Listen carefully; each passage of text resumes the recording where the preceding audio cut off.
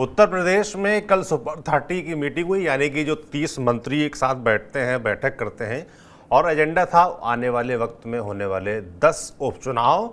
और एक अच्छी खबर बीजेपी के लिए ये है कि सरकार और संगठन की जो राइवलरी चल रही थी, जो जिसकी खबरें लगातार की जा रही थी, लगातार इनपुट्स आ रहे थे, उसके बारे में अब कहा जा रहा है कि वो शांत हो गया है, सभी लोग साथ बैठे हैं और सीटों का जो टॉप 5 है, यानी कि मुख्यमंत्री योगी आदित्यनाथ, दोनों डिप्टी सीएम केशव मौर्य, ब्रजेश पाठक, प्रदेश अध्यक्ष भूपेंद्र चौधरी और धर्मपाल सिंह जो संगठन मंत्री, इन 5 लोगों में 2-2 सीटें बढ़ गई हैं और सभी लोगों को काम पे लगा दिया गया है। तो वो 2 सीटें कौन सी हैं, किसके हिस्से में कौन सीटें आई हैं, किसके पास मुश्किल, किसके पास आसान, इस पर विस्तार से बात करेंगे।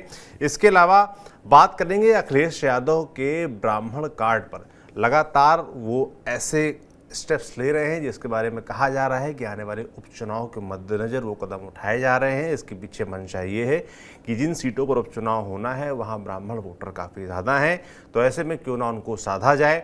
आपने देखा हरिशंकर तिवारी मसला हो या फिर उसके बाद जनेश्वर मिश्रा की पुण्यतिथि हो, उसको लेकर पूरे प्रदेश में कार्यक्रम होना हो, तो इस पर बात करेंगे विस्तार से। और हमारे साथ जुड़ेंगे हमारे वरिष्ठ साथी कबूल जी और विजय उपाध्याय जी कुछ देर में हमारे साथ जुड़ेंगे। कबूल जी, सबसे पहले तो हमको जो सुपर 30 वाली मीटिंग है बड़ी चर्चा में रही, सब लोग साथ बैठे, सीटों का बंटवारा हो गया, सरकार वर्सेस संगठन की जो बात चल रही थी वो थोड़ी सी अब ठंडी पड़ती नज़र आ रही है और एजेंडा है आने वाले 10 सीटों पर उपचुनाव। सबसे पहले तो हमें यही बताइए भाई कि 10 सीटें जो है वो किसके हिस्से, कौन सी सीट आई है, किसके हिस्से आसान, किसके हिस्से मुश्किल आई है, थोड़ा समझाइए ज़रा। देखिए, ये बात तो सच है कि लोकसभा चुनाव के बाद से जिस तरह से संगठन और सरकार को लेके जिस तरह का तनाव दिख रहा था कि बार बार बताने की कोशिश हो रही थी, खासतौर से केशव प्रसाद मौर्य के द्वारा जब समिति की बात हुई उसके बाद से। लेकिन ये लगातार टकराव रहा कि संगठन और सरकार के बीच में उत्तर प्रदेश में सब कुछ ठीक नहीं चल रहा। ऐसे में ये कोशिश की गई कि क्यों ना ऐसा किया जाए कि 2024 में बाई पोल होने हैं, खासतौर से 10 सीटों का, उसमें सरकार और संगठन दोनों किस्मत आजमाएं और दोनों को टास्क दिए गए। सरकार के तौर पे देखा जाए तो मुख्यमंत्री योगी आदित्यनाथ को मिल्कीपुर और जो है कटहरी सीट दी गई, जो अंबेडकर नगर की लालजी वर्मा खाली हुई है, वो सीट उनको दी गई है। केशव प्रसाद मौर्य को उनके जो इलाके की फूलपुर सीट है और मझवा सीट है जो है मिर्ज़ापुर की, वो सीट की जिम्मेदारी दी गई है। ब्रजेश पाठक को जो जिम्मेदारी दी गई है वो कानपुर की सीसामऊ है और करहल अखिलेश यादव के जो विधायक इस्तीफा देने के बाद खाली हुई है वो सीट है। अब प्रदेश अध्यक्ष जो खासतौर से हैं, अगर संगठन की तरफ देखें तो संगठन के 2 लोगों को अहम जिम्मेदारी दी गई, जिसमें प्रदेश अध्यक्ष को मीरापुर की जिम्मेदारी दी गई है और कुंदरकी की सीट की जिम्मेदारी दी गई है। जो संगठन मंत्री हैं धर्मपाल सिंह, उनको जो जिम्मेदारी दी गई है वो अलीगढ़ की खैर विधानसभा सीट है और गाजियाबाद सदर सीट है। तो इस तरह से 5 जो बीजेपी के टॉप लीडरशिप है, सबको 2-2 सीटों को जीतने का चैलेंज दिया गया है। बिल्कुल, 2-2 सीटें दे दी गई हैं। थोड़ा सा जो आपने सीटें बताई कि मुख्यमंत्री योगी आदित्यनाथ ने खासतौर पर जो 2 सीटें ली हैं, उसमें एक सीट मिल्कीपुर भी है अयोध्या की, जिसको एकदम नाक का प्रश्न मान लिया गया है। जिस तरीके से अयोध्या लोकसभा, फैज़ाबाद लोकसभा भारतीय जनता पार्टी हारी और उसको लेकर तमाम लोग तंज भी कसते रहते हैं, ऐसे में मिल्कीपुर जीतना इनके लिए बड़ा इंपॉर्टेंट है और उसकी जिम्मेदारी खुद मुख्यमंत्री ने ले ली है। निश्चित तौर पे आप जो सौरभ भाई कह रहे हैं कि आप देखिए, खासतौर से फैज़ाबाद लोक सीट हारने के बाद जिस तरह से भारतीय जनता पार्टी के लिए पूरे देश में जिस तरह का विपक्ष ने एक नैरेटिव बनाया, वो खासतौर से क्योंकि बीजेपी अयोध्या एक ऐसी जगह है जो उसकी पूरी उत्तर प्रदेश की सियासत टिकी हुई है, भारतीय जनता पार्टी की सियासत, और ख़ासतौर से जब राम मंदिर वहाँ बनकर तैयार हो गया, प्राण प्रतिष्ठा के समय से ही चुनाव माहौल बनाने की कोशिश की जा रही थी कि अयोध्या इस बार एक ट्रम्प कार्ड के तौर पे बीजेपी के लिए साबित होगा। आप देखेंगे भाजपा के तमाम बड़े नेता अपनी रैलियों में जिक्र कर रहे थे, घर घर जा रहे थे, अभियान बना रहे थे। ऐसे में अगर आप अयोध्या में ही हार जाते हैं तो निश्चित तौर पे जग हसाई तो बनती है। आप देखिए, बीजेपी को इसने बहुत बड़ा झटका अयोध्या के हार ने दिया है। अब बीजेपी के लिए है कि उस हार का हिसाब कैसे बराबर किया जाए, तो उसके लिए सबसे बड़ा यह है कि उसी फैज़ाबाद में जो अवधेश प्रसाद वहां से सांसद बने हैं फैज़ाबाद से, उनकी जो सीट खाली हुई क्यों ना उसको जीता जाए। और उसी से लगी हुई सीट जो है कटहरी है, जो अंबेडकर नगर की सीट है लालजी वर्मा की, तो इन दोनों सीटों को मुख्यमंत्री योगी आदित्यनाथ की जिम्मेदारी पे है। उन दोनों सीटों का जो समीकरण अगर देखा जाए तो मिल्कीपुर सीट देखें तो अब तक के इतिहास में भारतीय जनता पार्टी महज 2 बार जीती है। हालांकि ये सीट जो है पहले समान सीट थी, लेकिन 2012 मतलब 7 के परसीमन के बाद, 8 के परसीमन के बाद 2012 से ये सीट एससी सुरक्षित सीट हो गई है। 1991 में भारतीय जनता पार्टी जीती थी और फिर 2017 के चुनाव में ये भारतीय जनता पार्टी जीती थी, लेकिन 2012 और 2022 में समाजवादी पार्टी वहाँ जीतने में कामयाब रही है। दूसरा जो है खास तो बात हो रही है कटहरी की, जो योगी आदित्यनाथ के पास है। कटहरी सीट का समीकरण देखें तो अब तक के इतिहास में केवल एक बार 1991 में भारतीय जनता पार्टी जीती है। वो सीट का समीकरण, दोनों का सीट का समीकरण ऐसा है जहां पे दलित और ओबीसी वोटर काफ़ी अहम है।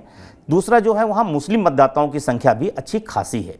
तो मुझे लगता है कि अब योगी आदित्यनाथ ने लिया है, अब ऐसे में योगी आदित्यनाथ के सामने एक बड़ी चुनौती है कि मुल्कीपुर और ख़ास तौर से जो कटहरी सीट है उस पर जीत क्या वो बना सके। लेकिन बीजेपी के लिए सीट इतनी आसान नहीं है। क्या 2017 जैसा मिल्कीपुर में इतिहास दोहरा पाएगी? वो योगी आदित्यनाथ को तय करना है, वहाँ की समीकरण तय करना है, कैंडिडेट तय करना है, वहाँ जीत की रूपरेखा तैयार करनी होगी, क्योंकि यादव और दलित वहाँ बहुत निर्णायक है, खासतौर से पासी वोटर। अवधेश प्रसाद पासी जो है बड़े नेता के तौर पर हैं। कटहरी में देखिए कुर्मी वोटर बहुत अच्छी खासी संख्या में है, कुर्मी और मुस्लिम और दलित कम्बिनेशन बहुत स्ट्रांग हो रहा है, लेकिन वहाँ पे ब्राह्मण वोटर भी बहुत निर्णायक है। तो मुझे लगता है ये दोनों सीटें योगी आदित्यनाथ के पास हैं, लेकिन ये चुनौतीपूर्ण सीटें हैं।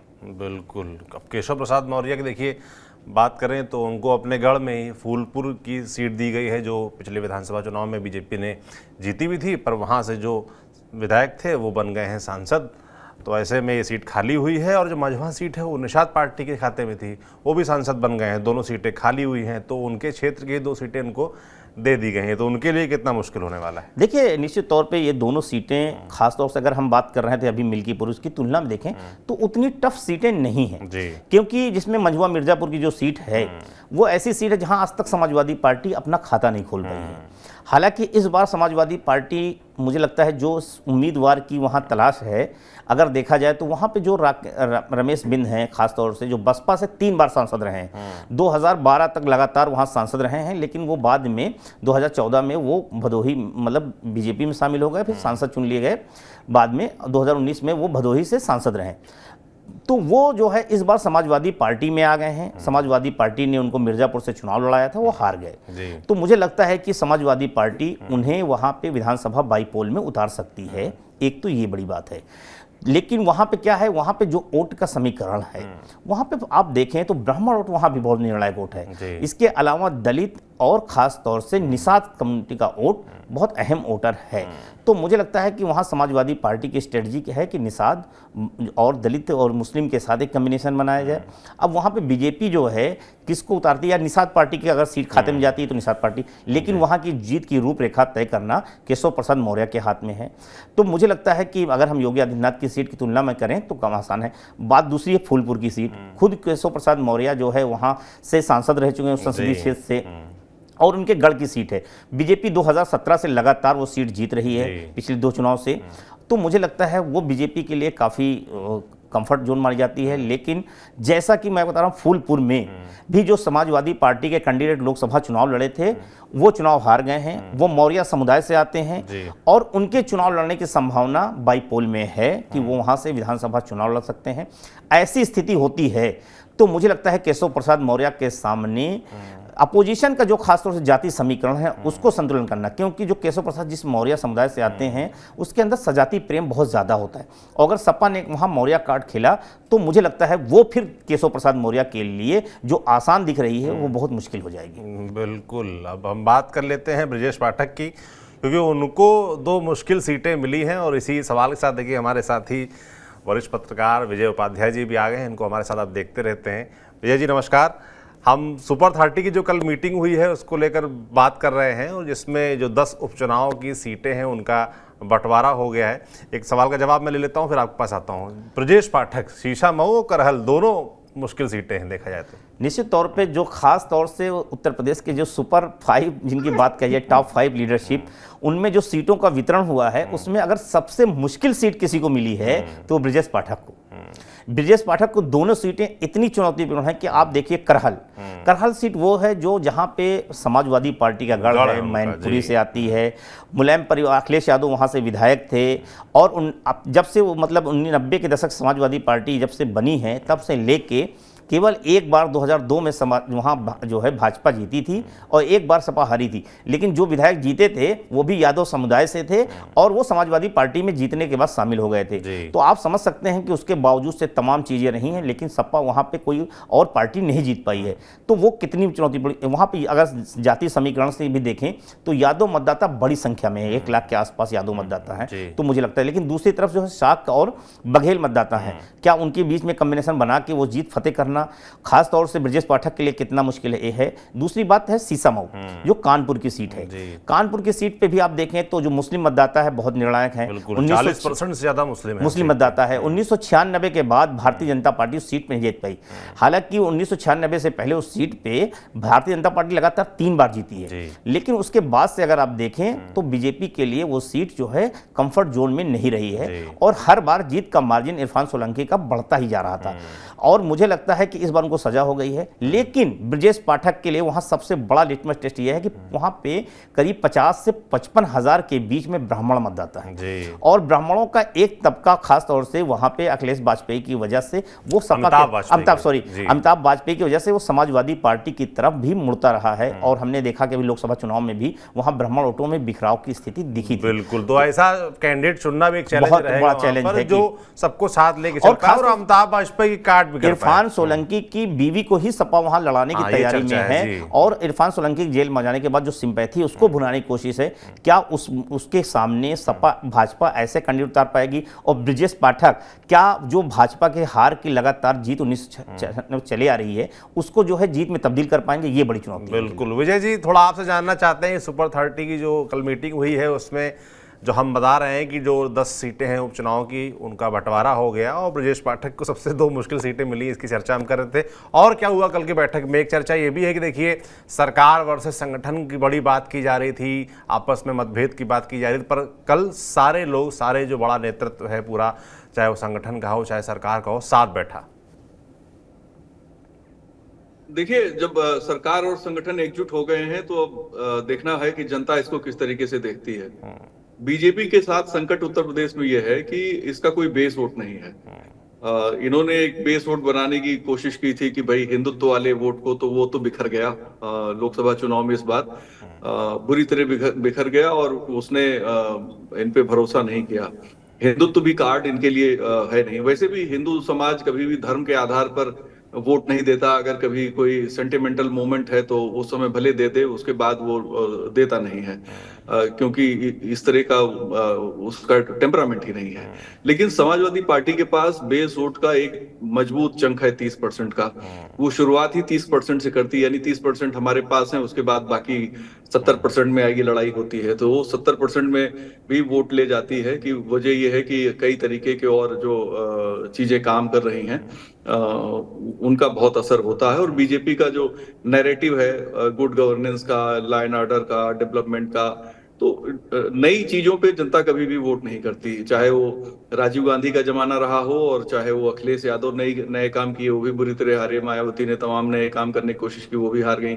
तो नए काम से जनता वोट नहीं करती है। वोट करती है ट्रेडिशनल तरीके से। जनता को उसके ही दांव में फंसा के रखिए आप, तो जनता बहुत खुश रहती है। उसे लगता है कि एक अच्छा काम हो रहा है। तो बीजेपी के सामने मुश्किल ये है कि लोकसभा चुनाव के जिस तरह के रिजल्ट हैं, उस रिजल्ट के बाद इनका जो, चूंकि कोर वोट इनके पास है नहीं, तो इनके लिए हर सीट बहुत चैलेंजिंग है। मेरा ऐसा मानना है कि 10 की 10 सीटें बीजेपी के लिए आसान नहीं है। और चूंकि एक हार के बाद, एक बड़ी हार के बाद बीजेपी ये चुनाव हो रहे हैं, तो चाहे वो अयोध्या की सीट हो, मिल्कीपुर, चाहे वो कटेहरी की सीट हो, या फिर करहल तो सवाल ही नहीं है, या फिर जो सीटें ब्रजेश पाठक के पास हैं, उन सारी केशव मौर्य के पास हैं, जो सभी 10 सीटें हैं, हर जगह इनको बहुत टफ फाइट मिलने वाली है। और मुझे लगता है कि अगर कुछ एक सीटें ये जीत भी जाते हैं, मैं ऐसा मानता हूं कि मेरा तो मोटा मोटा आकलन ये है कि 7 और 3 सीटों का समीकरण बन सकता है रिजल्ट आने पे। हालांकि बाई इलेक्शन बहुत 7 किसकी, अनएक्सपेक्टेड 3 होते किसकी, ये हैं। भी तो बता दीजिए। तो 7 अपोजिशन और 3 जो है रूलिंग पार्टी के साथ। अच्छा। तो हाँ, तो मेरा तो ये मानना है, और मुझे ऐसा लगता है कि इसमें बदलाव हो सकता है। बहुत ही भविष्यवाणी करना बड़ा मुश्किल होता है बाई इलेक्शन को लेकर, क्योंकि जनता कई बार देखती है कि रूलिंग पार्टी के साथ जाने में फायदा है, लेकिन और वैसे भी हो उपचुनाव सकता है। को थोड़ा सा ऐसा माना भी जाता है कि उसमें सरकार का एक प्लस एज रहता है, सरकार का एक प्लस पॉइंट भी रहता है, ये नहीं, भी वो कहा जाता है। 2017 के बाद टूट गया है। 2017 के बाद टूट गया है, और 17 के बाद अब देखिए बीजेपी बाई इलेक्शन 18 में हारी थी लोकसभा, और उसके बाद विधानसभा हारी। हालांकि 2022 के बाद लोग उसने बाई इलेक्शन जीते, तो जनरल इलेक्शन में बहुत बड़ा डेंट हो गया। तो ये मिथ जो है करीब करीब उत्तर प्रदेश में टूट गया है, कोई स्थायी मानक अब नहीं रह गया है बाई इलेक्शन को लेकर। विजय जी, एक मेरा सवाल है कि जिस तरह की बातें सरकार और संगठन को लेके हो रही थी, अब तो सारे जो टॉप 5 लीडर हैं सबको 2-2 सीटें दे दी गई हैं, तो क्या ये नहीं है कि सब अपनी अपनी जो है ताकत आजमा के दिखा लें, और सबकी अग्नि परीक्षा होनी है, क्योंकि जो जो उनको सीटें मिली हैं, जिम्मेदारियां, उन सीटों के रिजल्ट अगर वो नहीं लाते तो निश्चित तौर पे जो अभी एक दूसरे पे आरोप लगा रहे थे कि संगठन की वजह से सरकार हार गया, सरकार की वजह से संगठन हार गया, तो मुझे लगता है अब तो खुद सबको अपना अपना साबित करना होगा ना। नहीं, ये स्ट्रेटजी अच्छी नहीं है। बीजेपी ने जो ये स्ट्रेटजी अपनाई है, ये सबको लेके डूबने वाली स्ट्रेटजी है। ये बहुत हार्मफुल स्ट्रेटजी है। अगर अखिलेश गए होते आजमगढ़ बाई इलेक्शन में, और अखिलेश उसके बावजूद हार गए होते, धर्मेंद्र यादव जो बाई इलेक्शन हुआ था, तो अखिलेश को बहुत नुकसान होता। वो नहीं गए तो ये कहा गया इसलिए हार गए कि धर्मेंद्र जी, अखिलेश जी नहीं गए तो अखिलेश जी की साख बची रह गई। यहाँ तो साख सबकी दांव पे लगा दी गई, पूरी पूरी टीम की। और जब टीम दांव पे लग जाती है, साख साख पूरी टीम की साख दांव पे होती है, तो ये राजनीति में अच्छी बात नहीं है। मेरा ऐसा मानना है कि बीजेपी को जिस तरह से इंट्रोस्पेक्शन करना चाहिए, बीजेपी नहीं कर रही है, और जो एज है समाजवादी पार्टी के साथ इस समय, वो ज्यादा बेहतर स्थिति में मुझे दिखाई दे रही है। अभी पब्लिक में जो रिएक्शन है वो पहले से ज्यादा खुल के सामने आ रहा है, और जिस तरह से इनका सरकार का कामकाज है, संगठन का जो रवैया है, वो सारे सवाल अब पहले से ज्यादा बड़े हो गए हैं। तो एक गलत स्ट्रेटजी बीजेपी ने फिर से जो है अप्लाई किया है, और ये मुझे लगता है कि शायद ये इनके लिए कहीं डिजास्टर न साबित हो जाए। बिल्कुल, अब ये तो आने वाले वक्त में ही देखने वाला होगा।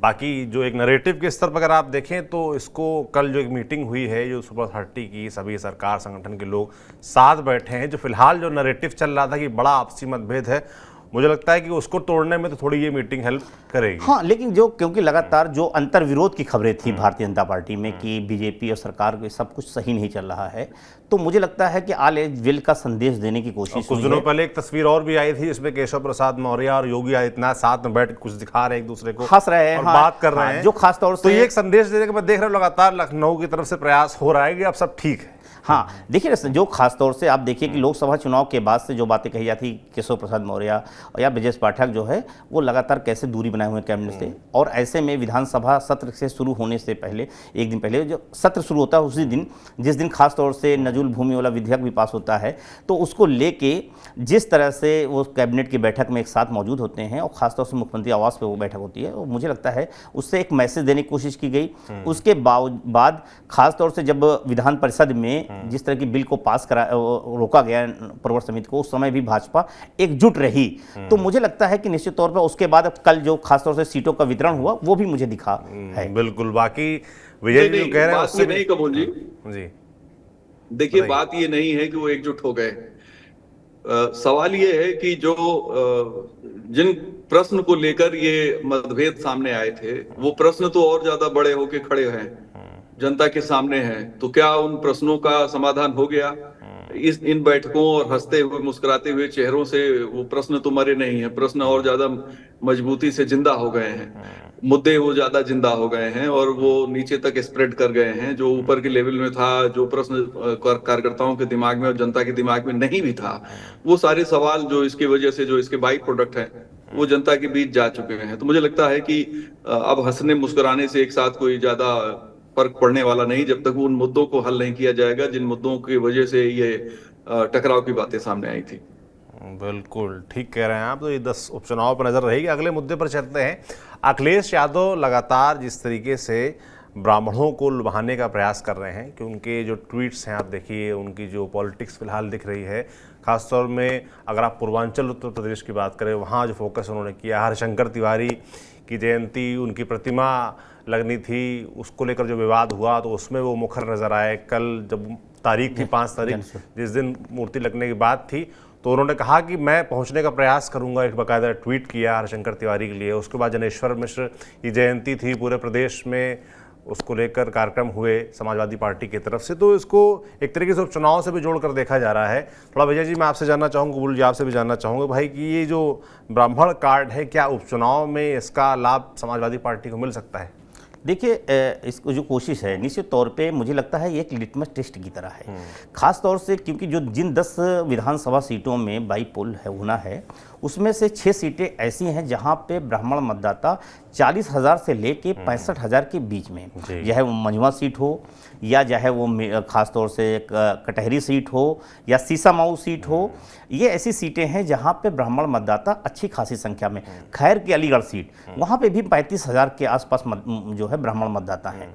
तो मुझे लगता है फूलपुर सीट है, वहाँ भी ब्राह्मण मतदाता ठीक ठाक संख्या में है। तो निश्चित तौर पे अखिलेश यादव की कोशिश है कि जो पीडीए फार्मूला बना है, जिसमें वो दलित पिछड़े के जरिए जो है लोकसभा चुनाव जीतने में कामयाब रहे, तो अब उसका विस्तार कर रहे हैं। और उसका लिटमस टेस्ट उनको लग रहा है कि ये बाईपोल है, इससे कोई बहुत ज़्यादा इंपैक्ट नहीं पड़ना। लेकिन अगर बाईपोल में ये फार्मूला उनका हिट हो गया तो वो लोकसभा के लिए, उनके आने वाले 2027 के लिए उनके लिए एक बड़ी सियासी पिच तैयार कर देगा।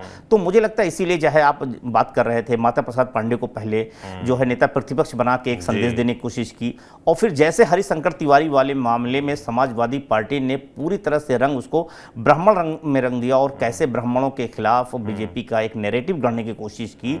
मुझे लगता है 2, तीसरा आप देखिए कल जिस तरह से, हालांकि जनेश्वर मिश्रा समाजवादी के बड़े पुरोधा रहे हैं और बड़े जिनको छोटे लविया के नाम जाना जाता रहा है, समाजवादी पार्टी अखिलेश यादव के राजनीतिक गुरु भी रहे जनेश्वर मिश्रा जी, तो उनका, लेकिन जनेश्वर मिश्रा जी के अखिलेश यादव जयंती पे वहाँ पे खासतौर से जाना, जनेश्वर पार्क जाना, वहाँ उनको श्रद्धांजलि देना, फूल चढ़ाना, उसके बाद समाजवादी पार्टी ने हर जिले में कार्यक्रम करना और सपा के कार्यक्रमों में ब्राह्मण समुदाय की सहभागिता को बढ़ना, मुझे लगता है ये एक तरह से लगातार बढ़ रही है। और मुझे लगता है अखिलेश यादव की यही कोशिश है कि हम इस बीच एक बाईपोल में एक, क्योंकि अखिलेश यादव को उत्तर प्रदेश में सियासी प्रयोग के तौर पे जाना जाता है, भले ही उनके तमाम पिछले प्रयोग फेल रहे हों, लेकिन पीडीए का प्रयोग सफल रहा है और लोकसभा चुनाव में उसके, और लोकसभा चुनाव में आप देखिए कि उन्होंने जिस तरह से जो खास तौर से बलिया सीट पे एक लिटमस टेस्ट किया और पहली बार बलिया सीट पे कोई ब्राह्मण सांसद बनने में सफल रहा है, और वो बनने में वो भी समाजवादी पार्टी से, और खास तौर से चंद्रशेखर के बेटे को हरा के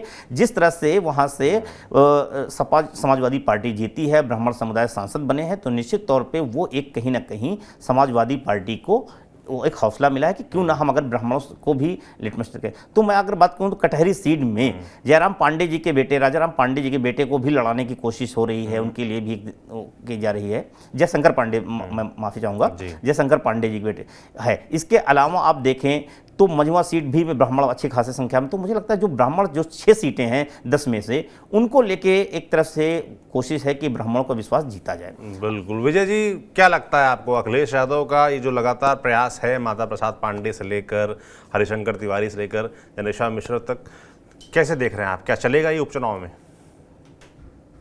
नहीं, चल सकता है, कोई आश्चर्य नहीं कि चले और अच्छे से चले। हालांकि लोहिया जी जाति तोड़ों का नारा देते थे और हम लोग जातियों की बहस कर रहे हैं। ये देखिए सिद्धांतों का और विचारधारा का कितना बड़ा दुर्भाग्य है हमारी डेमोक्रेसी में कि हर चीज कास्ट के साथ ही जोड़ के देखना पड़ता है। लेकिन अखिलेश ने सटीक मोहरे अपने सही समय पे चले हैं। माता प्रसाद पांडे जी को जिस तरह से उन्होंने विधानसभा का अध्यक्ष बनाया, एक वरिष्ठ नेता को महत्व भी दिया और साथ में एक संदेश भी दिया कि हमारे लिए अछूत नहीं है कोई। और उत्तर प्रदेश में देखिए मुस्लिम के बाद जो सबसे बड़ी आबादी है वो ब्राह्मणों की है। हालांकि ये ना किसी के बेस वोट है, ना कभी यूनाइट होकर वोट करते हैं, ये अलग अलग पैटर्न पे वोट करते हैं और इनकी बहुत ख्वाहिश भी नहीं होती कि हमारी बिरादरी का आदमी जीते। ये जिसके साथ जाना चाहते हैं चले जाते हैं और वोट कर देते हैं। तो ये जो परिस्थिति है ये बाई इलेक्शन में अखिलेश को लाभ पहुंचा सकती है, क्योंकि अभी ताजा ताजा हालात बदले हैं और एक तरीके से जो मंथन चिंतन चला बीजेपी के भीतर, उसमें से अगर लोकसभा चुनाव में देखें तो ब्राह्मण एक ऐसी कम्युनिटी रही है जो डट के बीजेपी के साथ ज्यादातर सीटों पे मजबूती से खड़ी थी। कुछ एक सीटों को छोड़ दिया जाए, जी। जिसमें बांदा है, बलिया है, वो परिस्थितिजन्य स्थितियां थी, लेकिन आमतौर पे ब्राह्मण बीजेपी के साथ रहा है। तो बाई इलेक्शन में अगर 20% भी सेंध हमारी अखिलेश करेंगे, और मुझे लगता है कि होगा जरूर, लोग एक अभी भी मतलब ये सबक सिखाने वाली एक ट्रेंड है कि सबक सिखाना है, तो वो शायद काम करेगा बाई इलेक्शन में, और इसका फायदा समाजवादी पार्टी को हो सकता है। बिल्कुल, तो सभी की नज़र कुल मिलाकर उत्तर प्रदेश में होने वाले 10 सीटों के उपचुनाव पर है। चाहे अखिलेश यादव हों, चाहे भारतीय जनता पार्टी हो, सभी की योजनाएं उसी को लेकर बन रही है और हमारी लगातार नज़र बनी हुई है इन योजनाओं पर। जो इनसाइट्स हमारे तक आ रहे हैं, आप तक हम यूँ ही पहुँचाते रहेंगे। विजय जी, आपका बहुत धन्यवाद। कबूल जी, आपका बहुत धन्यवाद। बाकी देखते रहिए आप सभी TV9 डिजिटल। शुक्रिया।